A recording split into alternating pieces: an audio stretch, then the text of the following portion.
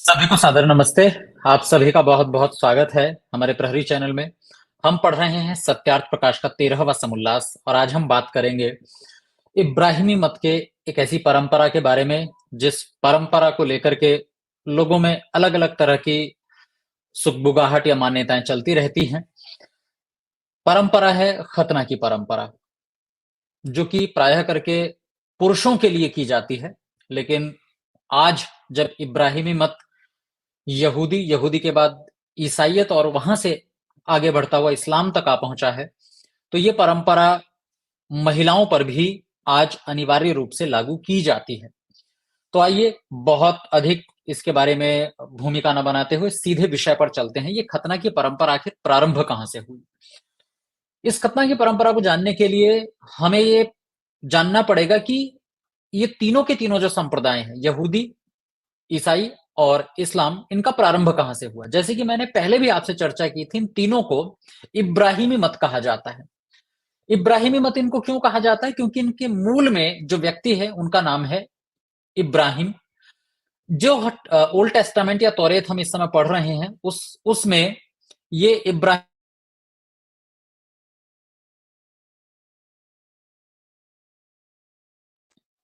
यहां पर अब्राहम शब्द लिखा हुआ है। अब्राहम को इब्राहिम कब बना, इब्राहिम कब कहा जाने लगा, इसकी भी चर्चा हम करेंगे। लेकिन उससे पहले आइए जानते हैं इस पूरी कथा, इस पूरी कहानी के बारे में।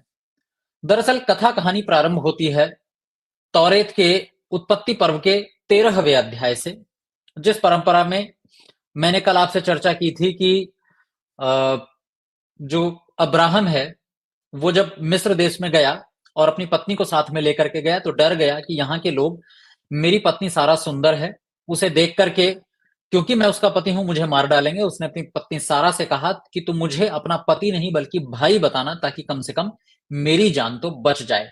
अब यहां से कहानी आगे बढ़ती है। अब्राहम अपनी पत्नी सारा को लेकर और लूत, जो कि अब्राहम का भतीजा है, उसे भी साथ में लेकर के मिस्र देश को छोड़ करके कनान, जो कि दक्षिण में एक देश है, वहां चला गया। मिस्र में रहा। मिस्र में कोई बहुत अच्छी स्थिति नहीं रही, तो उसने मिस्र देश छोड़ दिया और अपने भतीजे और अपनी पत्नी के संग कनान देश में चला गया। वहां जाकर के भी उसने एक वेदी बनाई, जो वेदी उसने पहले बनाई थी यहोवा को बलि देने के लिए, यहोवा को भेंट देने के लिए। वो उस वेदी के पास में गया और फिर से यहोवा से प्रार्थना की कि लूत, जिसके पास में, जो अब्राहम के साथ साथ चलता था, उसके पास भी भेड़ बकरी गाय बहुत सारी थी। तो उस देश में जब दोनों रहने लगे तो दोनों साथ में नहीं रहे, दोनों अलग अलग रहे। दोनों ने अपनी अपनी एक जगह बांट ली कि मैं यहां रहूंगा, मैं यहां रहूंगा। अब्राहम ने लूत से कहा कि देखो, हम और तू दोनों अब इस कनान देश में रहेंगे, हम दोनों में झगड़ा ना हो तो तय कर लेते हैं, तू कहां रहेगा और मैं कहां रहूंगा। लूत, जो कि अब्राहम का भतीजा था, उसने अपने लिए यरदन नदी के पास में एक तराई की जगह थी, उसने देखा कि यहाँ सिंचाई बहुत अच्छी है, पानी बहुत अच्छा है, मैं अब यहाँ पर रहूंगा। वो वहां जाकर के रहने लगा और अब्राहम वहीं का वहीं कनान देश में रहने लगा। लेकिन कुछ दिनों बाद क्या हुआ, लूत ने जो जगह रहने के लिए चुनी थी, वहां सदोम और अमोरा, दो जगह के नाम थे। वो सदोम और अमोरा में लूत जाकर के रहने लगा। लेकिन कुछ दिनों बाद जब वहां के लोगों ने उन्हें बहुत अधिक परेशान किया, तब अब्राहम गया और जाकर के जो लोग लूत को बहुत अधिक परेशान कर रहे थे उनसे युद्ध लड़ा और उसे छुड़ा करके वापस ले आया। अब यहां पर एक घटना होती है कि जो यहोवा है, जिसको तौरेत में ईश्वर कहा गया है, उसने उन दो नगरों को देखा जिन नगरों में लूत जाकर के रहा था, सदोम और अमोरा। देखा कि यहां तो बुरे लोग बहुत रहते हैं और मैं, क्योंकि यहां बुरे लोग बहुत रहते हैं, इसलिए मैं इन दोनों नगरों को जला करके राख कर दूंगा। वहां पर एक घटना भी इस तरह की होती है कि जो ईश्वर के दो दूत हैं, वो दूत जो है पहुंचते हैं और इसी अमोरा और सदाम नाम की जगह में जाकर के कहते हैं कि हम इस जगह को नाश करने के लिए आए हैं। और वहां पर एक व्यक्ति रहते थे, उन व्यक्ति का नाम मैं आपको अभी बता देता हूं। चलो मैं थोड़ी देर में बता दूंगा आपको।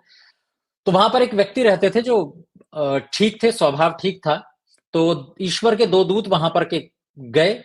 आसपास के जो लोग थे, अमोरा के जो लोग, सदाम के लोग थे, उन्होंने देखा कि किसी इनके घर में तो दो अजनबी लोग आए हैं। वो सब उस घर के चारों तरफ इकट्ठे हो गए और मारने के लिए चल पड़े। लेकिन वहां से जैसे तैसे करके उन दो दूतों ने उस भले व्यक्ति को वहां से निकाला और कहा यहां से निकलो, क्योंकि अब इन दोनों नगरों का विनाश होने वाला है, इन पर आग बरसने वाली है। और वहां फिर उन पर आग बरसा दी गई। बस एक जगह को छोड़ दिया गया जहां वो भला व्यक्ति जाकर जिस नगर में रहा था।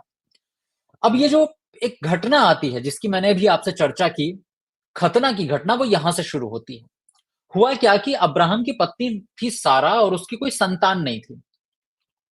उसकी कोई संतान नहीं थी, लेकिन उनकी एक दासी थी। दासी को तौरेत में बहुत ही जिसको हम बहुत असभ्य शब्द मानते हैं, वो असभ्य शब्द लिखा हुआ है। मैं उसको कह नहीं रहा हूं। और प्रायः करके अगर आप उत्तर भारत की ओर जाएंगे, पश्चिमी उत्तर प्रदेश की तरफ, या और थोड़ी सी पूर्वी उत्तर प्रदेश की तरफ भी कुछ जाएंगे, तो वहां पर लड़की के लिए एक शब्द का प्रयोग होता है। और इस उस शब्द का प्रयोग बाइबल में, तौरेत में दासी के लिए हुआ है। या इसको, मैं उस शब्द को बोल ही नहीं रहा, आप खुद देख लीजिएगा। खैर, तो सारा को संतान हो नहीं सकती थी, या थी ही नहीं संतान। लेकिन एक समस्या थी, सारा की इच्छा थी कि मुझे संतान होनी चाहिए। उसने अपने पति अब्राहम से कहा, देखो हमारी एक दासी है, इस दासी का नाम है हाजिरा। अब तुम एक काम करो, मुझे तो संतान हो नहीं सकती, तुम इसके पास जाओ और इसके माध्यम से संतान कर लो। अब्राहम ने बात मान ली। वो दासी के पास गया और दासी गर्भवती हो गई। हाजिरा गर्भवती हो गई।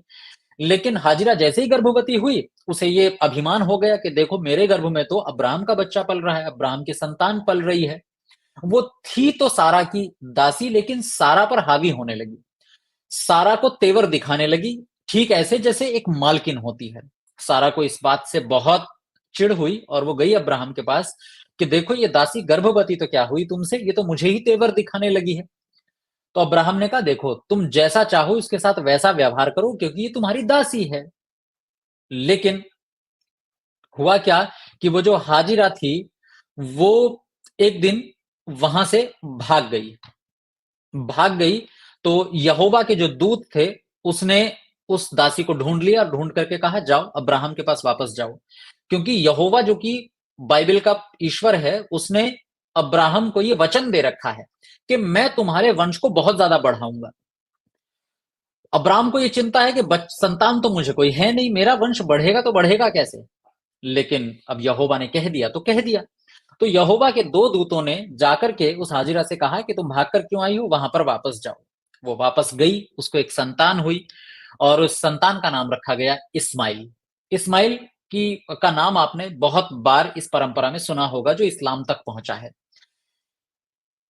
जब इस्माइल का जन्म हुआ, तब यहोवा ने फिर से एक बार अब्राहम को दर्शन दिए और दर्शन देकर के कहा कि देखो मैं तुम्हारी संतानों को बहुत अधिक बढ़ाऊंगा, तुम्हारी पीढ़ियों को बहुत अधिक बढ़ाऊंगा, लेकिन तुम्हारे और मेरे बीच एक समझौता होना चाहिए। समझौता किस बात का, और उस समझौते की पहचान क्या होगी।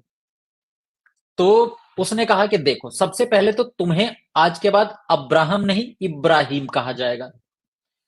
तुम्हारी जो पत्नी है सारई, पहले उसको सारई कहा जाता था, तुम्हारी जो पत्नी है सारई, इसे सारई नहीं बल्कि सारा कहा जाएगा। इस्माइल का नाम पहले इस्माइल था, इसे अब इस्माइल कहा जाएगा। तीनों के नाम यहोवा ने आकर के बदल दिए। क्यों बदले नहीं पता, बस बदल दिए। अब्राहम को इब्राहिम उसने कहा, आज के बाद तुम इब्राहिम कहलाओगे। सारई को कहा तुम सारा कहलाओगी। और इस्माइल को कहा ये इस्माइल कहलाएगा। और इब्राहिम की पत्नी सारा से कहा कि देखो तुम्हें अपना भी एक संतान होगा, ऐसा नहीं कि नहीं होगा, तुम्हें अपनी भी एक संतान होगी। लेकिन तुम्हें मेरी एक बात माननी पड़ेगी कि तुम्हें अपनी खतना करवानी होगी। खतना जिसमें पुरुष के जब संतान का जन्म होता है, उसके जन्म होते ही संतान के जननांग के एक हिस्से को, त्वचा को काट दिया जाता है। उसका अलग अलग लोग बहुत अधिक वैज्ञानिक कारण बताते रहते हैं। अब हर व्यक्ति की ये जो है इच्छा बन गई है कि वो अपनी, जिसको वो धर्म पुस्तक कहता है, उसमें लिखी हर बात को कहीं ना कहीं वैज्ञानिक सिद्ध करे। तो वो हर व्यक्ति करता है। लेकिन मूल बात जो लिखी है मैं वो आपके सामने रख रहा हूं, जो कि ऐतिहासिक है और तथ्यात्मक है, जिसमें किसी भी तरह की लाग लपेट बिल्कुल नहीं है, जो कि त्यों जो लिखी है मैं वो बता रहा हूं। और वो भी वहां से जहां इसकी शुरुआत होती है, प्रारंभ होता है। क्योंकि जब इस्लाम भी नहीं था तब ईसाइयत थी, जब ईसाइयत भी नहीं थी तब यहूदी मत था। और वो यहूदी मत के जो यहूदी, ईसाइयत और इस्लाम का जो मूल व्यक्ति माना गया है उसे इब्राहिम कहा जाता है, इसलिए तीनों को इब्राहिमी मत कहते हैं। तो ये खतना की जो परंपरा है सबसे पहले इब्राहिम से प्रारंभ हुई। यहोवा ने कहा इब्राहिम से, देखो तुम्हारे और मेरे बीच जो ये अभी एक समझौता हुआ है, समझौता ये कि मैं तेरी संतान को खूब बढ़ाऊंगा, तू मेरे कहे अनुसार इस पृथ्वी पर राज करना, जो मैं कहूंगा तू वो करना। लेकिन अब इसकी पहचान क्या हो कि भाई तुम मेरी बात मान रहे हो, तुमने मेरे आदेश को स्वीकार किया कि जैसा मैं कहूंगा वैसे इस दुनिया को चलाना, और ये मेरी जिम्मेदारी है, मेरा दायित्व है कि मैं तुम्हें इस पृथ्वी का राज्य पूरा दूंगा, तुम्हारी ही संतानें इस पृथ्वी पर बढ़ करके राज करेंगी, और ये मत जो है आगे चलेगा। लेकिन तुम्हारे और मेरे बीच की पहचान क्या हो, जैसे कई बार हम संधि करते हैं ना, तो एक सर्टिफिकेट ले लेते हैं, साइन करवा लेते हैं, भैया साइन कर दो यहां पर, तुमने भी और मैंने भी, दोनों ने इस संधि पत्र पर हस्ताक्षर कर दिए। तो ऐसे तुम्हारे मेरे बीच में जो ये संधि हुई है इसका सबूत क्या है? तो उस पहचान के तौर पर यहोवा ने कहा कि तुम्हें खतना करवानी पड़ेगी। देखो तुम्हारा जो बेटा है इस्माइल, इसकी भी खतना होगी, तुम्हारी स्वयं की भी खतना होगी। हालांकि जिस समय इब्राहिम को यह बात कही जा रही है, इब्राहिम की आयु बहुत अधिक है, संभवतः 90 वर्ष के आसपास की है, कि वैसे तो ये खतना जन्म लेते ही हो जानी चाहिए, लेकिन 7वें 8वें दिन ही संभवतः हो जानी चाहिए, लेकिन अभी तुम भले ही 90 वर्ष पे, तुम्हें भी अपनी खतना करवानी पड़ेगी, इस्माइल की भी खतना होगी, और तुम्हारे आसपास जितने भी लोग रहते हैं, तुम्हारी सारी संतानें, तुम्हारे घर में रहने वाले लोग, चाचा ताऊ भाई भतीजे, परिवार कुटुंब में जितने लोग हैं सबकी खतना होनी चाहिए। ये पहचान है कि तुम मेरी बात को मान रहे हो, ये पहचान है कि मैंने तुम्हें इस धरती पर आगे अपना वंश बढ़ाने के लिए नियुक्त किया है।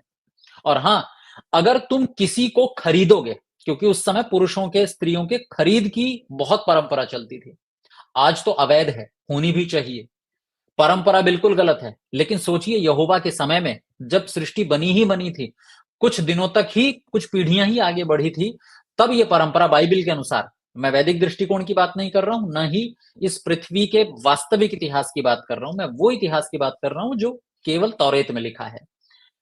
उस समय मनुष्यों को बेचा और खरीदा जाया करता था। तो यहोवा ने कहा कि इब्राहिम, तूने जितने लोग खरीदे हैं, पैसे दे करके खरीदे, उनकी भी खतना करवानी पड़ेगी। यानी कुल मिलाकर तू, तेरे संतान, तेरे परिवार कुटुंब के लोग, और तूने जो खरीदे हैं वो लोग, सबकी खतना करवानी पड़ेगी। ये खतना दरअसल तेरे और मेरे बीच जो भी एक समझौता हुआ है इसकी पहचान बनेगी, इसकी निशानी बनेगी। तो कुल मिलाकर के खतना का ये मुख्य उद्देश्य था। आज तो ठीक है, उसे लोग करवाते भी हैं, हालांकि ईसाइयत में अब ये खतना जैसी परंपरा संभवतः अब नहीं है, केवल इस्लाम में बची है। और जो कि मैं कह रहा था कि इस्लाम में तो स्त्रियों की भी खतना की जाती है। हालांकि उस पर सुप्रीम कोर्ट में 2018 में याचिका भी दायर हुई थी, और कहा गया था कि स्त्रियों के मानवाधिकार का हनन है, जो स्त्रियां नहीं चाहती उनके शरीर के साथ छेड़छाड़ है, साथ ही साथ उनका जो आगे का जीवन है, जिस जीवन में वो गृहस्थ का सुख ले सकती हैं, उस खतना होने के बाद में वो गृहस्थ का सुख भी नहीं ले पाती, क्योंकि उनके भी शरीर के अंग की जो त्वचा होती है वो काट दी जाती है, जिसके कारण स्त्रियां गृहस्थ का सुख ले पाती हैं, लेकिन उसको काट दिया जाता है। और साथ में कई जगह पर और भी बहुत सारी चीजें हैं, मैं बहुत डिटेल में नहीं जाऊंगा, आप गूगल करेंगे आपको सब पता चल जाएगा, गूगल पे ना मिले तो कुछ पुस्तकें आप पढ़ेंगे तो पता चल जाएगा। पर कुल मिलाकर के इस पर याचिका दायर हुई, जो कहा गया कि ये अमानवीय है, अमानवीय होने के साथ साथ ये स्त्रियों के अधिकारों का भी हनन है, जिसको कि आप मुझे क्षमा करेंगे, लेकिन स्त्रियों की जो वो त्वचा काटी जाती है उसको हराम की हड्डी संभवतः कहा जाता है। मैं बहुत क्षमा चाहता हूं, बहुत माफी चाहता हूं अगर ये शब्द बहुत चुभ रहा हो कान में, स्वाभाविक है, लेकिन केवल जानकारी मात्र के लिए कह रहा हूं। तो ये परंपरा आगे जाकर के स्त्रियों में भी आ गई है, स्त्रियों के लिए भी आ गई है कुछ समुदायों में। यद्यपि जब ये परंपरा शुरू हुई थी, आज इस पर भले ही आप देखेंगे जाकिर नाइक की अगर आप वीडियो सुनेंगे तो वो बताएंगे खतना क्यों की जाती है, देखो इसका वैज्ञानिक कारण ये है, देखो चिकित्सा का कारण ये है, देखो ये कारण ये है, 50 कारण वो गिना सकते हैं।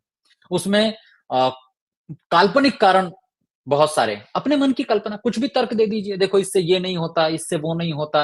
अब आप दुनिया का कोई भी काम कर लीजिए, हर काम के पीछे कोई ना कोई अच्छा कारण ढूंढा ही जा सकता है। कत्ल कर दिया साहब, देखो कत्ल करने से क्या होता है, आदत पड़ जाती है युद्ध लड़ने की। बहुत सारे तर्क दिए जा सकते हैं, बुरे से बुरे काम में भी कोई अच्छा तर्क दिया जा सकता है। लेकिन ये परंपरा जो शुरू हुई थी वो न चिकित्सा की दृष्टि से शुरू हुई थी।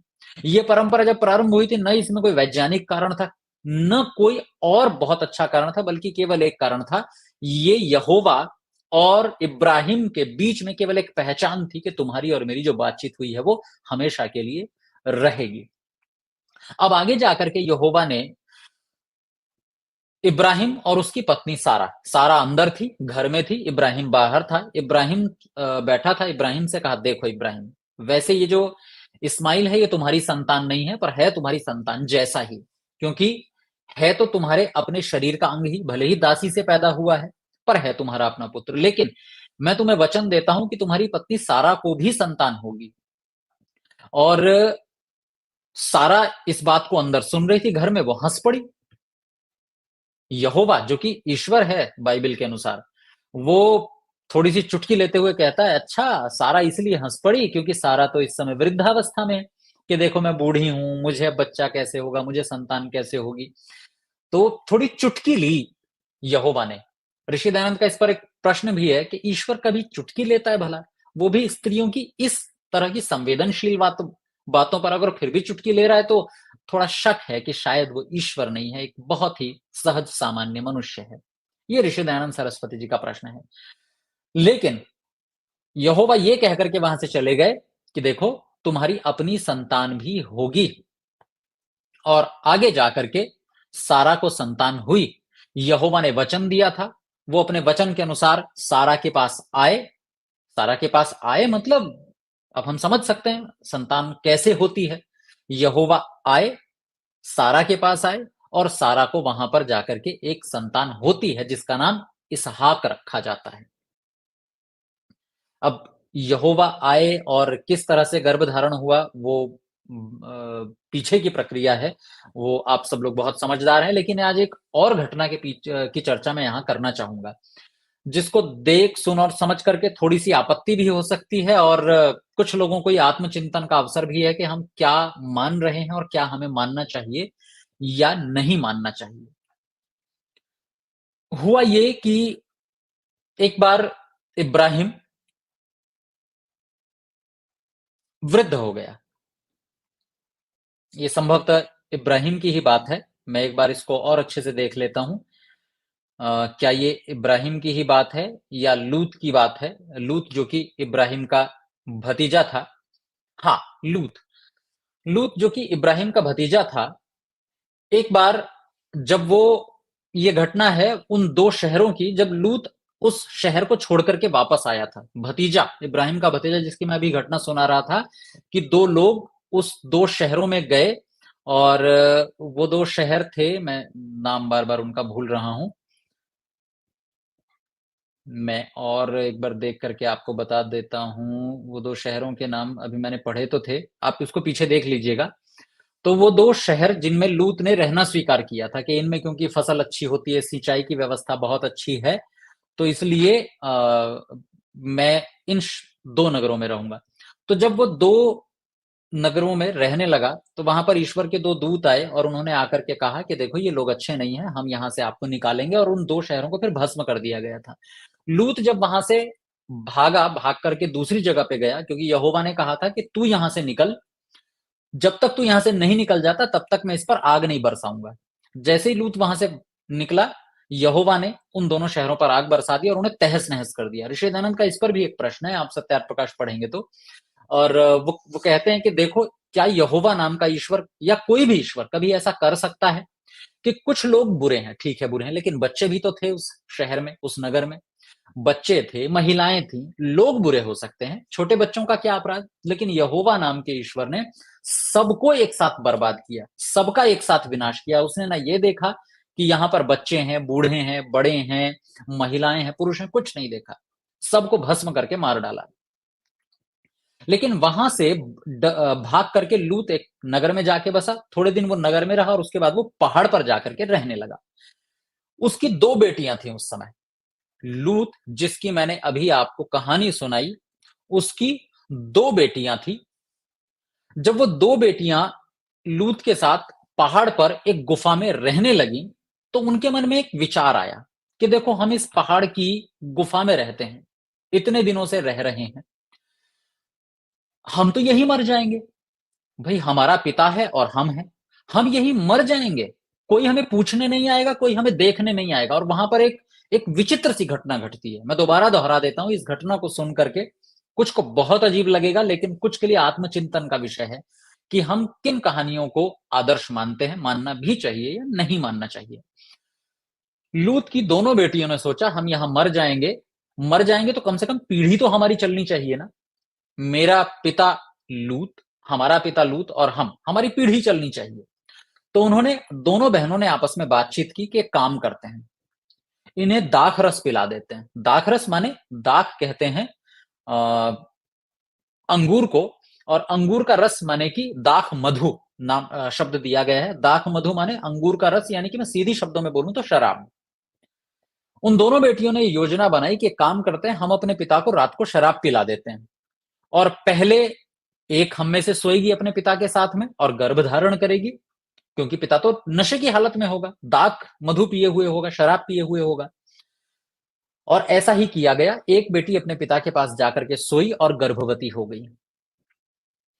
जब उसने कहा मुझे तो गर्भ रह गया, अगले दिन दूसरी पुत्री ने कहा कि अब मैं फिर अगले दिन अपने पिता को दाक मधु पिलाऊंगी, यानी कि शराब पिलाऊंगी। और पिलाई, वो बेहोश हो गया, फिर जाकर के उसके साथ रात को सोई और सुबह पता चला कि वो गर्भवती हो गई है।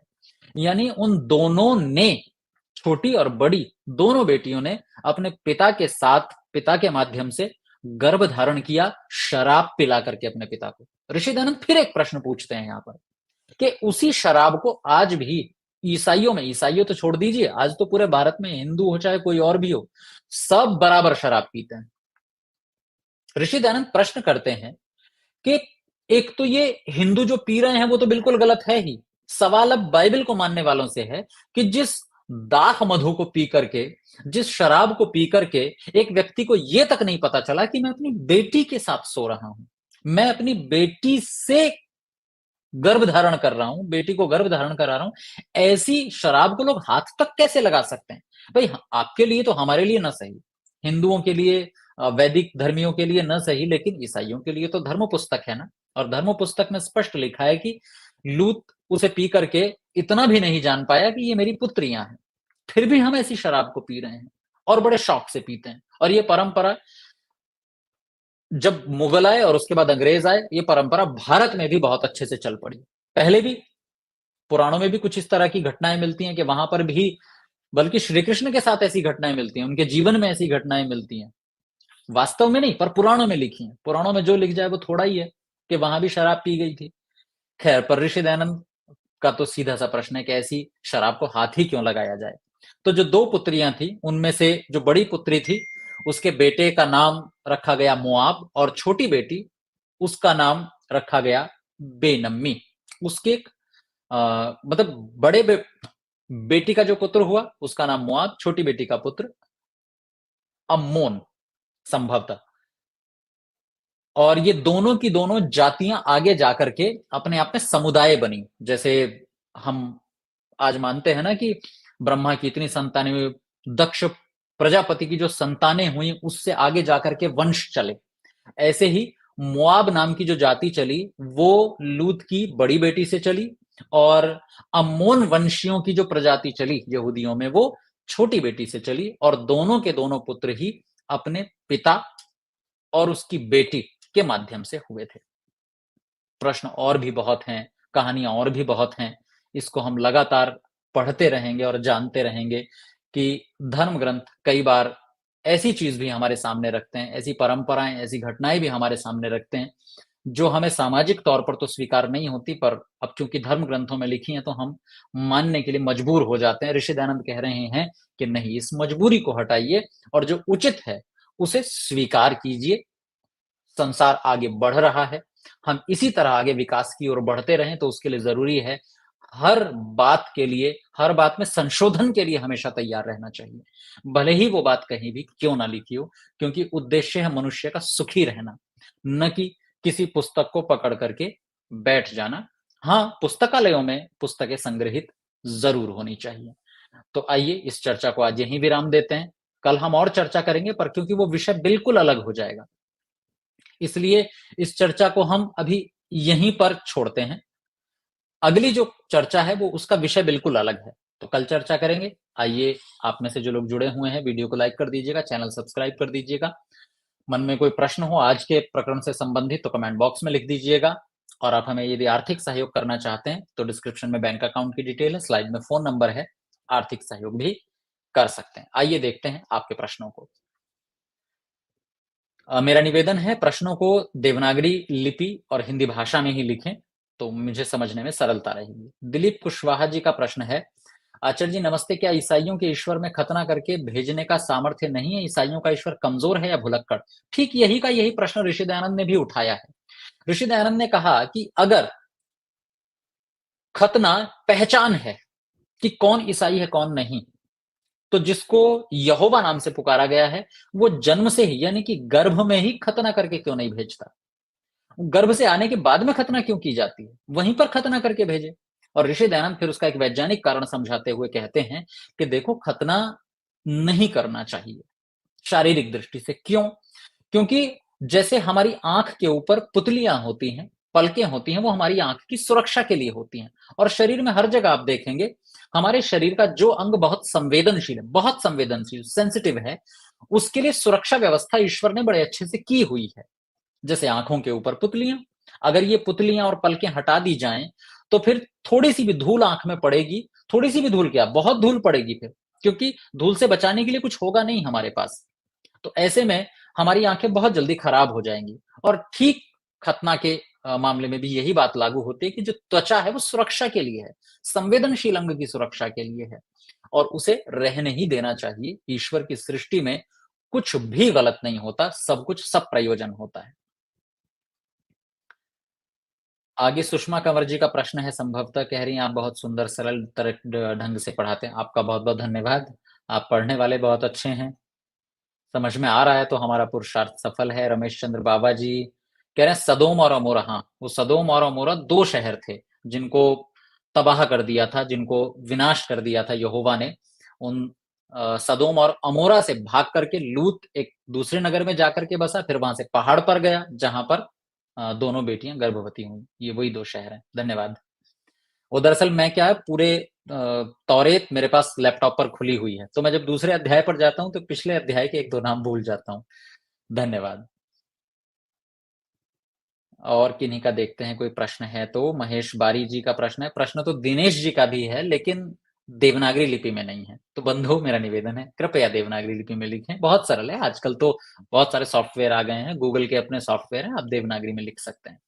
महेश बारी जी का प्रश्न है कि लूत की दो बेटियों को सिर्फ दो बेटे हुए हैं और समुदाय बढ़ाने के लिए स्त्रियां कहां से आई, मार्गदर्शन कीजिए। लूत के केवल दो ही बेटे हैं, लेकिन उधर अभी इब्राहिम है, इब्राहिम की दासी से हुआ बेटा इसराइल है, नहीं नहीं नहीं, इस्माइल है, और उसका अपना बेटा इसहाक भी है। अभी तो वहां पीढ़ियां चलेंगी, अभी चिंता मत कीजिए, वहां स्त्रियां भी होंगी, पुरुष भी होंगे, केवल ये दो ही नहीं है। ये तो दरअसल इब्राहिम के भतीजे लूत की बात चल रही है, और भी बहुत सारे लोग हैं। आदित्य जी कह रहे हैं, आचार्य जी जो कथा सुनाई है बाइबल के किस अध्याय में मिलेगी? आप एक काम कीजिएगा, गूगल पे टाइप कीजिएगा ऑनलाइन बाइबल, तो आपको बहुत सारी वेबसाइट्स मिलेंगी, बहुत सारी वेबसाइट। किसी भी एक वेबसाइट को खोल लीजिएगा, उसमें आपको दो विकल्प मिलेंगे, न्यू टेस्टामेंट और ओल्ड टेस्टामेंट। आप ओल्ड टेस्टामेंट चुनिएगा, या तौरेत और इंजील लिखा होगा तो आप तौरेत को चुनिएगा, और फिर वहां पर पहला ही पर्व है उत्पत्ति पर्व, उसके अध्याय संख्या 13 से अध्याय संख्या 19 तक अगर आप पढ़ेंगे तो यह घटना आपको पढ़ने को मिल जाएगी। चलिए, तो बहुत बहुत आपका धन्यवाद। कल पुनः मिलेंगे एक अलग प्रकरण के साथ में, तब तक के लिए ओम शम। धन्यवाद।